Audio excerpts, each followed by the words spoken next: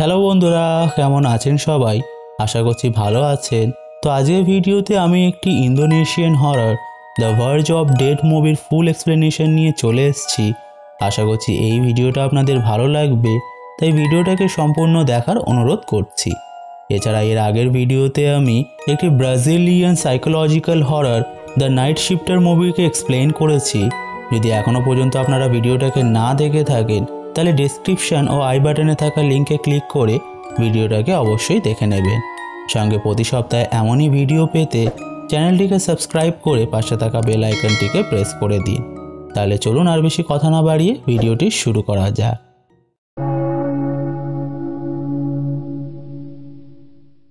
তো মুভিটির কাহিনী শুরু হয় 2001 সালে ইন্দোনেশিয়ার একটা ছোট্ট শহরকে দেখিয়ে, যেখানে আমরা নাডিয়া নামে একটা মেয়েকে দেখতে পাই যে তার অসুস্থ মাকে খাবার দিতে তার রুমে যায়।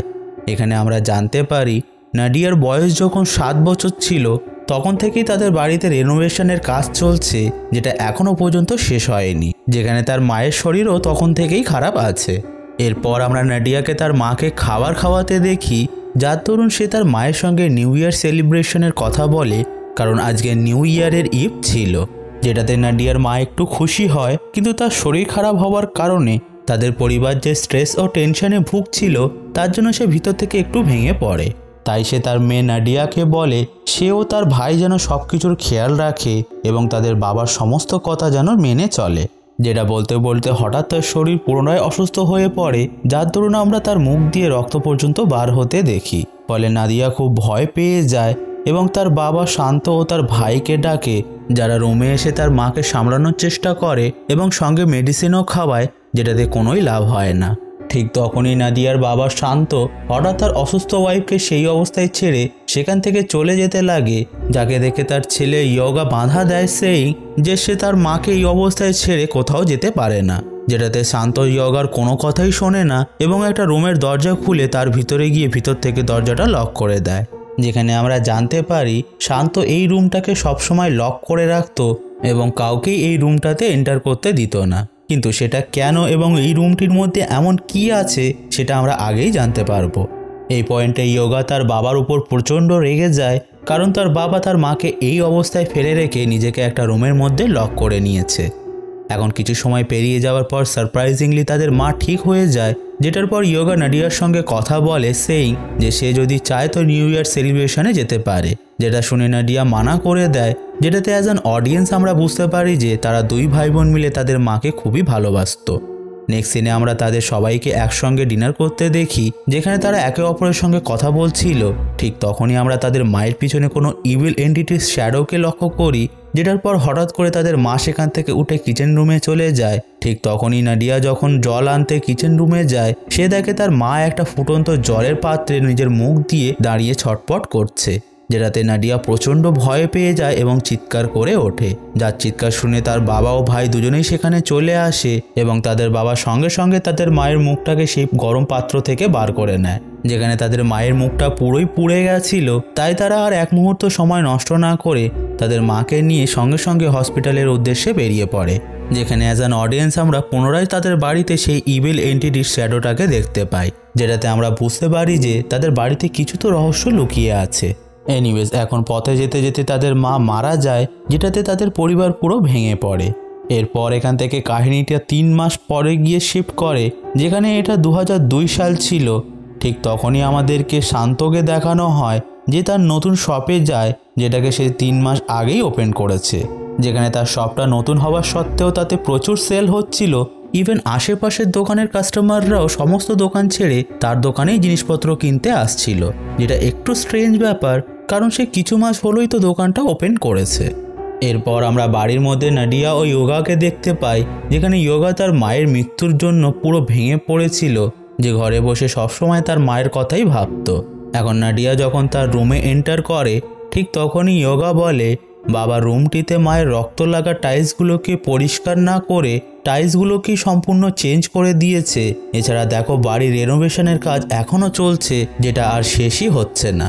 যেটাতে নাডিয়া বলে, তুমি তো ভালোভাবেই জানো বাবা বেশি প্রশ্ন পছন্দ করে না, যেটা বলে সে সেখান থেকে চলে যেতে লাগে।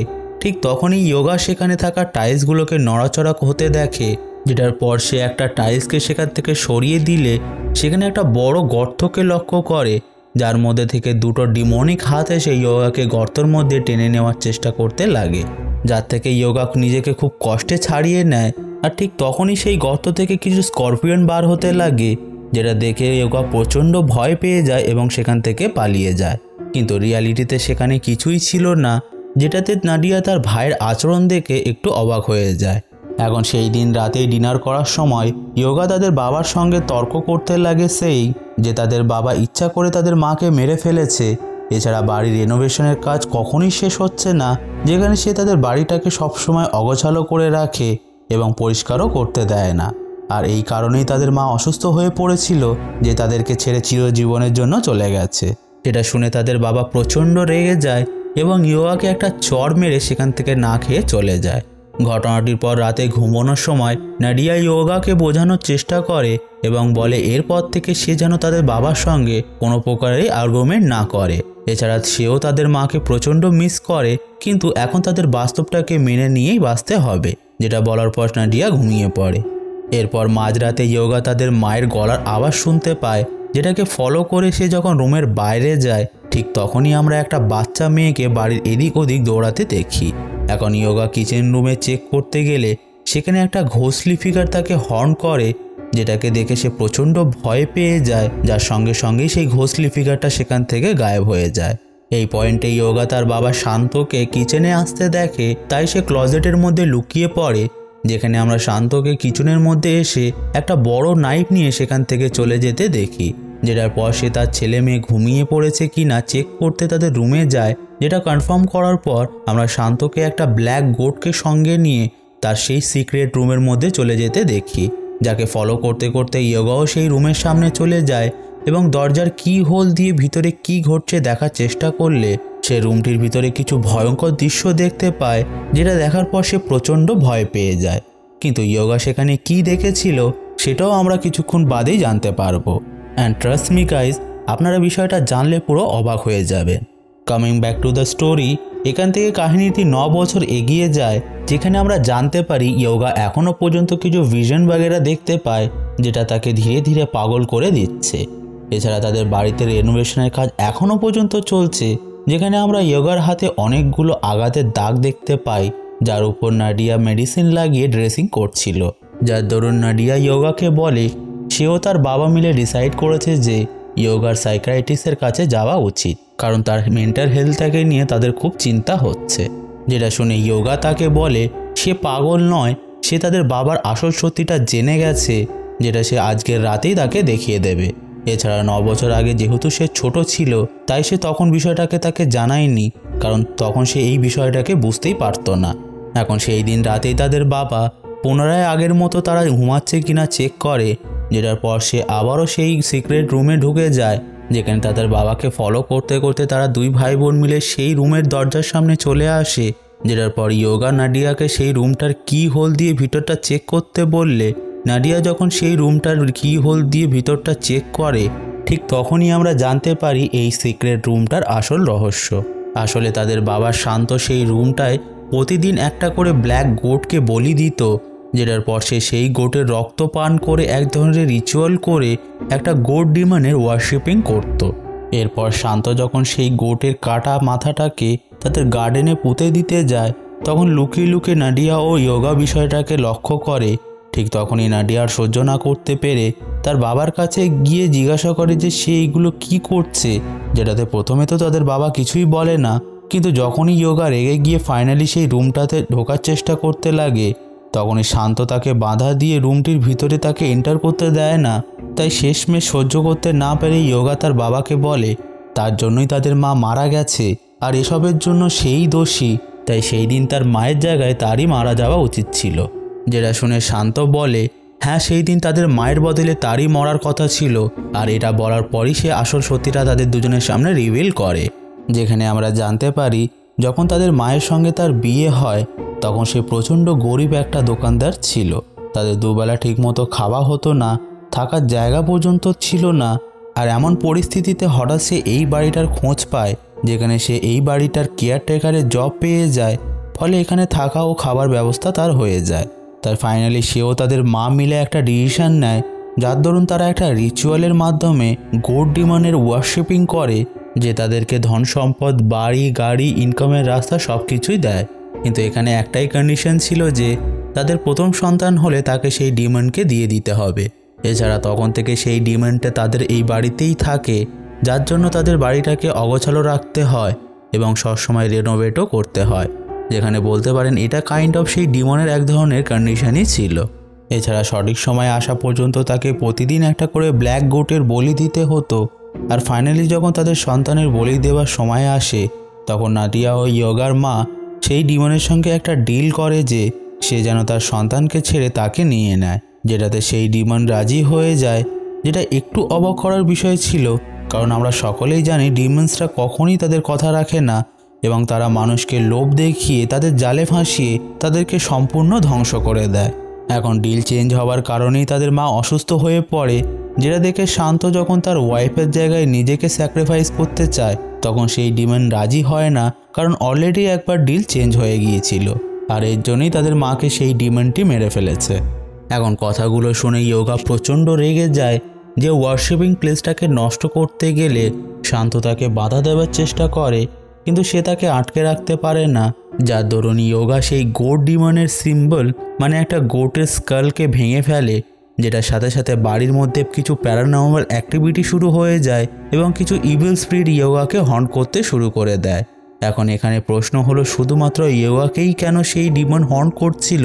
তার কারণ হলো সেই গোট ডিমনের প্রথম টার্গেট ইয়োগাই ছিল, যেখানে আপনাদের হয়তো মনে আছে যে শান্ত ও তার ওয়াইফ মিলে ডিল করেছিল যে তারা তাদের প্রথম সন্তান মানে ইয়োগাকে স্যাক্রিফাইস করবে।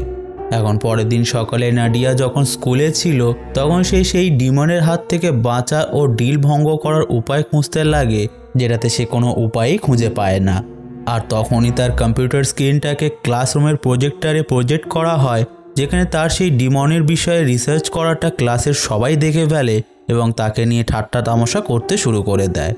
যেখানে ঘটনাটির পর লাইব্রেরির মধ্যে একটা ছেলে বাসতলা নাডিয়াকে কমফর্ট করে এবং বাকিদের হাত থেকে বুলি হওয়ার থেকে তাকে বাঁচিয়ে নেয়। এরপর নাডিয়া যখন বাড়ি যায়, সেখানে সে জানতে পারে তাদের বাবা সকাল থেকে এখনও বাড়ি ফেরেনি। এছাড়া ইয়োগাও তার কোনো কাজের জন্য বাড়ির বাইরে গেছে। বাড়িতে রেনোভেশনের কাজ এখনও চলছে, কারণ রিচুয়ালটা এখনও কন্টিনিউ চলছিল। ফলে বাড়িতে কাজ করা ওয়ার্কারদের বিষয়টাকে নিয়ে একটু সন্দেহ হতে শুরু করে, কিন্তু তবুও তারা বিষয়টাকে বেশি গুরুত্ব দেয় না, কারণ বছরের পর বছর কাজ করে তারা এখানে মোটা টাকা ইনকাম করছিল। এখন সেই দিন রাতেই তাদের বাড়িতে বিদ্যুৎ না থাকার কারণে নাডিয়া তাদের প্রতিবেশীর বাড়িতে যায় তার ফোনটাকে চার্জ করার জন্য, যেখানে আমরা জানতে পারি যে রিচুয়ালের দরুন শান্ত গোটটার মাথাটাকে তো মাটিতে পুঁতে দেয়, বাট বাকি শরীরটাকে সে তাদের প্রতিবেশীর কাছে দান করে দিত, যেটাতে তাদের প্রতিবেশীরা খুশি খুশি সেটা নিয়ে নিত এবং শান্তর প্রশংসাও করত, কারণ তারা তো জানতো না এই গোটটাকে কোনো ভয়ঙ্কর রিচুয়ালে ইউজ করা হয়েছে। অন্যদিকে সেই সময় ইয়োগা যখন বাড়িতে ফেরে, সে নাডিয়া চিৎকার শোনে যে তার কাজে সাহায্য চাইছিল, কিন্তু নাদিয়া তো আসলে তাদের প্রতিবেশীর বাড়িতে ছিল, যেটাতে আমরা বুঝতে পারি যে এটা সেই গোট ডিমনের কাজ। এখন বাড়ির মধ্যে কিছু ইভিল স্পিরিট ইয়োগাকে হন্ট করতে লাগে, যেটাতে ইয়োগা প্রচণ্ড ভয় পেয়ে যায়। ঠিক তখনই নাডিয়া বাড়িতে চলে আসে যে তাকে সামলে নেয়। কিছুক্ষণ পরে শান্তও বাড়ি ফিরে আসে, যে তাদের বলে রিচুয়ালের জন্য যে ব্ল্যাক গোট তাদের একটা কর্মচারী নিয়ে আসতো, সে আজ সেটাকে নিয়ে আসেনি। তাই শান্তকে নিজেই একটা গ্রামে গিয়ে ব্ল্যাক গোটকে কিনে আনতে হয়েছে, কারণ রিচুয়াল বন্ধ করা যাবে না। যেটা শুনে ইয়োগা তার বাবার উপর প্রচণ্ড রেগে যায়, যেটাতে শান্ত তাদের জানায় সে ডিলটাকে এখন আর ভঙ্গ করতে পারবে না, আর যদি সে সেটা করে তাহলে তাদের পরিবার পুরো ধ্বংস হয়ে যাবে, আর এটা সে কখনোই চায় না। যেটা শুনে নাডিয়াও তার বাবার সঙ্গে রিচুয়ালে সাহায্য করতে শুরু করে দেয়, কারণ তাদের মা মারা যাওয়ার আগে তাকে বলেছিল তাদের ভালোর জন্যই তাদের বাবার কথা তাদেরকে শুনে চলতে হবে। যেখানে ইয়োগাও তার মার কথা ভেবে তাদের সঙ্গে রিচুয়ালে সাহায্য করতে লাগে। এখন এইভাবে 6 মাস পেরিয়ে যায়, যেখানে একদিন ইয়োগা নাডিয়াকে বলে যে জিনিসটা তাদের মা ফেস করেছিল সেটা এখন তাকেও ফেস করতে হচ্ছে। এছাড়া সেই সমস্ত ইভিল স্পিরিটরা যারা তাকে হন্ট করে তারা ভবিষ্যতে তাকেও হন্ট করতে পারে, তাই সে যেন আগে থেকেই নিজেকে প্রিপেয়ার করে নেয়। এখন এইভাবে আরও কিছু মাস পেরিয়ে যায়, যেখানে নিউ ইয়ার চলে আসে। ফলে রাতে যখন তারা নিউ ইয়ার সেলিব্রেশনের জন্য তৈরি হচ্ছিল, ঠিক তখনই সেই গোড ডিমনটা ইয়োগার কাছে চলে আসে, যে তাকে হর্ন করার পর ভয়ঙ্করভাবে মেরে ফেলে, যেটাতে নাডিয়া ও তার বাবা পুরোপুরিভাবে ভেঙে পড়ে। পরের দিন সকালে ইয়োগার ডেট রিচুয়াল করা হয়, যেটার পর নাডিয়াকেও সেই ইভিল স্পিরিটগুলো হর্ন করতে লাগে, যারা সেই গোড ডিমনের সার্ভেন্ট ছিল, যেটাতে আমরা বুঝতে পারি যে এই গোড ডিমনের নেক্সট টার্গেট নাদিয়া, যার জন্য তার হাতেও তার মা ও ভাইয়ের মতো ক্ষতর দাগ ফুটে উঠেছে। শুধু এটাই নয়, সেই ডিমনটি স্কুলের মধ্যেও তাকে হর্ন করতে লাগে, যেটাতে সে প্রচণ্ড ভয় পেয়ে যায় এবং ক্লাসরুম থেকে পালিয়ে যায়, যাকে পুনরায় বাসতলায় এসে কমফর্ট করার চেষ্টা করে এবং বলে সে ভয় পেয়ে একা যেন না থাকে, পরিবারে তার সমস্যাগুলোকে কাউকে যেন জানায় অথবা ডায়েরিতেও লিখে নিজের মনটাকে হালকা করতে পারে। তাই সেই দিন রাত থেকেই নাডিয়া ডায়েরি লিখতে শুরু করে, যেখানে হঠাৎ সে তার পাশের রুম থেকে কিছু শব্দ ভেসে আসতে শোনে। তাই সে যখন রুমটাকে চেক করতে যায়, সে দেখে সেই গোড ডিমনটা তার ভাই ইয়োগার বডিকে ছিঁড়ে ছিঁড়ে খাচ্ছে, যেটা দেখে নাডিয়া প্রচণ্ড ভয় পেয়ে যায় এবং সেখানেই বেহুশ হয়ে যায়। ঘটনাটির পর শান্ত তার মেয়ের জন্য খুব চিন্তা হয়, যার জন্য সে তাকে একটা শেমনের কাছে নিয়ে যেতে লাগে, যেখানে পথে যেতে যেতে কিছু ইভিল স্পিরিট নাদিয়াকে হর্ন করতে লাগে, যার ফলে তাদের গাড়ির অ্যাক্সিডেন্ট হয়ে যায়। এরপর নাডিয়ার হুঁশ ফিরলে সে নিজেকে একটা শেমনের বাড়িতে পায়, যেখানে তার বাবাও ছিল। আর এখানে আমরা জানতে পারি যে এই শেমনটাই শান্তকে সেই গোড ডিমনের সঙ্গে ডিল করার জন্য রিচুয়াল করেছিল, আর এর জন্যই শান্ত এখন তার কাছে সাহায্য চাইতে এসছে, যেখানে শেমন তাকে বলে সে এখন তার কোনোই সাহায্য করতে পারবে না, কারণ এখন আর সে তাদের মধ্যে নেই, আর তার যতটুকু কাজ ছিল সে অলরেডি করে দিয়েছে। ঠিক তখনই নাডিয়া সেখানে থাকা অনেকগুলো ফ্যামিলি পিকচারকে লক্ষ্য করে, যার মধ্যে তাদের ফ্যামিলি ফটোও ছিল, যেখানে কিছু ফটোতে এক ধরনের কালো দাগ আছে, ইনক্লুডেড হার ফ্যামিলি। এছাড়া সেই কালো দাগ লাগা ফ্যামিলি মেম্বার্সরাই তাকে হর্ন করছে। তাই বিষয়টাকে নিয়ে সে যখন শেমানের কাছে জিজ্ঞাসা করে, তখন শেমান তাকে আসল সত্যিটা জানায়। আসলে সে একটা রিচুয়াল করেছিল, যার মধ্যে শান্তকে ব্ল্যাক গোটের হেডকে অ্যাজ আ অফারিং ডিমনকে দিতে হবে, যেটা করার পর সব কিছু ঠিকঠাকই চলছিল, কিন্তু শান্ত আরও বেশি ধন সম্পদ পাওয়ার লোভে সে গোড ডিমনের সঙ্গে ডাইরেক্ট ডিল করে নেয়, যেটার পর থেকে সেই ডিমনটি অফারিং হিসাবে তাদের পরিবারের মানুষকেই বলে নিচ্ছে, যেটাতে শান্ত নাডিয়াকে বলে সে বুঝতে পারেনি যে এমনটা ঘটবে। কিন্তু নাডিয়া তার বাবার কোনো কথাই শোনে না এবং তার উপর প্রচণ্ড রেগে যায়, কারণ সে তার ভাই ও তার মা তাকে ট্রাস্ট করত, যেটা সে কোনো মূল্যই দেয়নি এবং লোভে পড়ে নিজের পরিবারকেই বলি দিয়ে দিয়েছে। এই পয়েন্টে শান্ত নাডিয়াকে বলে সে সব কিছু ঠিক করে দেবে, যেটা বলার পর সে সেখান থেকে বাড়ি ফিরে তার সমস্ত সম্পত্তিকে বিক্রি করে দেয়, যেটা থেকে অর্ধেক টাকা সে দান করে দেয় এবং বাকি টাকাকে নিয়ে সে কারোর না কারোর হেল্প পাওয়ার আশায় নাডিয়াকে নিয়ে গাড়ি করে বেরিয়ে পড়ে, যেখানে পথে যেতে যেতে নাডিয়া তার ডায়েরি লিখতে লাগে, যেখানে সে বলে তার বাবা অনেক বড় ভুল কাজ করেছে, যার জন্য সে তার বাবাকে হেট করতে পারে, কিন্তু সে নিজেই শাস্তি পাচ্ছে এবং প্রতি মুহূর্তে নিজেকে রিগ্রেট করছে ও গিল্টের কারণে নিজের ছেলে ইয়োগা ও স্ত্রীর কাছে ক্ষমা চাইছে।